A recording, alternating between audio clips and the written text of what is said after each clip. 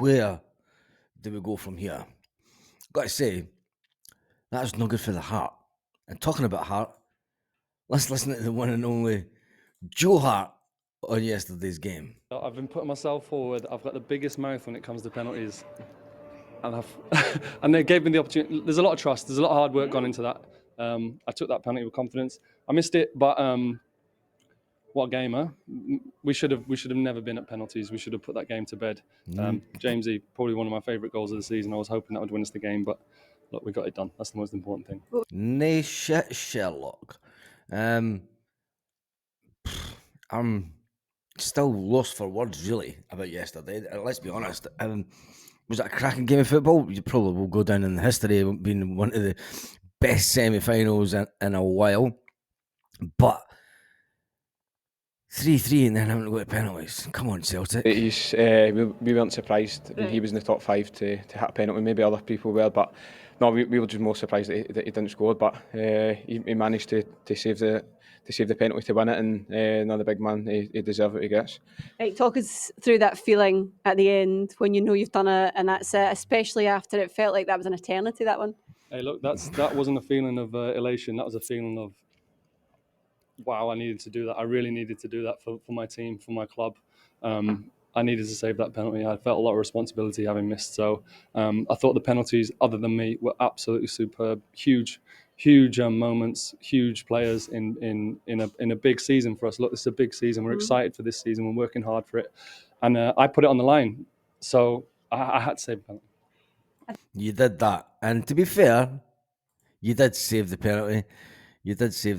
But what on earth are you doing taking penalties in the first place? And you scored that would be that. Were you one of them? Talk us through that moment and what it felt like coming off the bench and being part of things again. No, it's been really good the last month or so. I've been back and involved, and it takes a lot of hard work. But you want to be here. You want to be competition for places. You want to be involved, and you want to be playing at Hampden. So to come off and score, I thought we were going to see it through, and then it just the way that the game kept going. But no, it's great. You want to be at Hampden. You want to be playing in these type of games, and that's what you need to do as your Celtic player.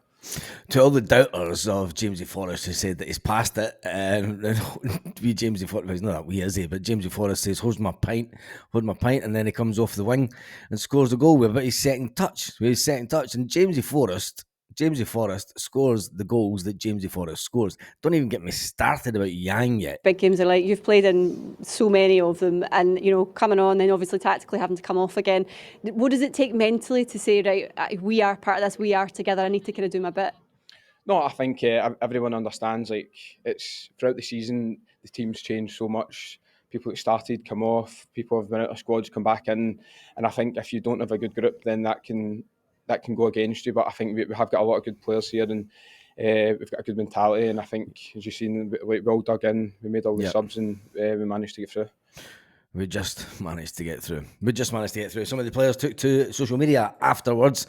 We'll start off with Alistair Johnson. Alistair Johnson posted on Instagram, he said, and breathe. Dyson Maida, who was in the stands, who got a little nod from the one and only Matt O'Reilly during the game and doing his little Dyson thing. Dyson just put a clap on hands. Tomoki Iwata. Oh, then Dyson Maida then reposted the one from the one and only Matt O'Reilly. Tomoki Iwata, amazing Super Joe. Pure carnage, says Joe Hart. Pure carnage. It was pure carnage. Nico Kuhn puts a picture of himself up and doesn't say too much on his Instagram. And there's Joe Hart. Willie Palmer putting Joe Hart one up. And let's face it, Joe Hart did save the penalty to make sure that we went through. But like they said, it should never have went to penalties. Now the big man Joe Hart will be the topic of many a conversation over the next couple of days. People said that he should have saved, that he should have came out for crosses when he didn't. John Hartson has taken to social media, and John Hartson says how perceptions can change. Well done, Joe Hart. And then the first comment that comes up, it said, mine hasn't. I thought he was a poor keeper before we signed him. Nothing has changed. He has had his best season, though.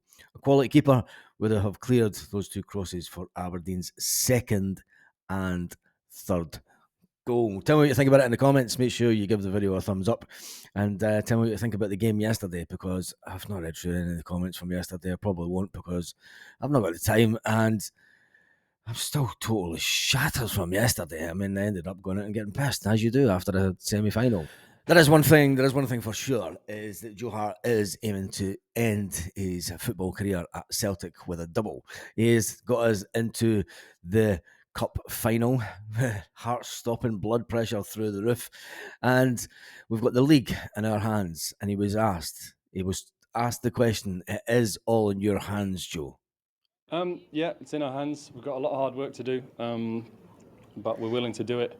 I think Jamesy is the exceptional what he's done for us this season, in the season that's been ebbing and flowing, and different people have been called on in the background. He's been phenomenal, playing for this club, winning so many trophies.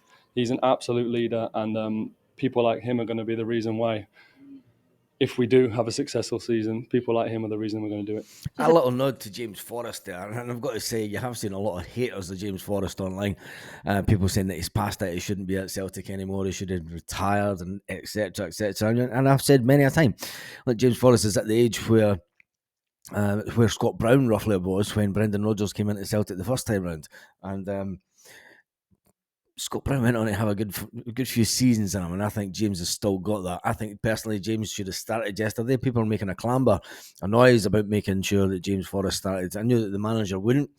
The manager, you've got to look at it the way that the manager looks at it, and he puts out what he thinks is his strongest team. For me, I would have had Yang off after about the first 5 minutes. The final point, again, I've said, you've been through this course so many times, James. Like, in terms of where this ranks, all the different things and twists and turns this season, where do you put it? Honestly, I always think every season it's always got something different, and then this season again, like, I've been here for so long, but this is, I've no experienced anything like this. So no, it's great to be a part of, and as I said, we've got the last wee push now, 5 league games, cup final to look forward to. So we're all excited for that. We are all excited for that. Celtic fans all around the world are all excited for it. We are going to Hampden again on the 25th of May, a date that is iconic in Celtic history. Let's just hope our blood pressure can take that day, and let's hope that Celtic find a little bit better form. And when I seen the team yesterday, I thought, yep, that's a team that can go out and win this comfortably. And I thought, yeah, we're going to win by at least 2 goals. I never thought that our defence would be, well, it's our defence this season, isn't it? I think when we look at it, at the end of the season, there has to be questions asked, and there obviously will be questions asked by Brendan. Will he go out and buy another defender? Someone that's more astute to the level of Callum and Carter Vickers, because let's face it, Liam Scales yesterday was just Liam Scales. Let's be honest, he was just being Liam Scales. There was a number of players that didn't play at their best yesterday, and people will pinpoint them and shout them out in the comments section as you do. But for today, I think I'm going to go and have a lie down, to be honest. I might go and do the garden, or just laze about in the pool. On that note, have a fantastic day, Celtic fans all around the world.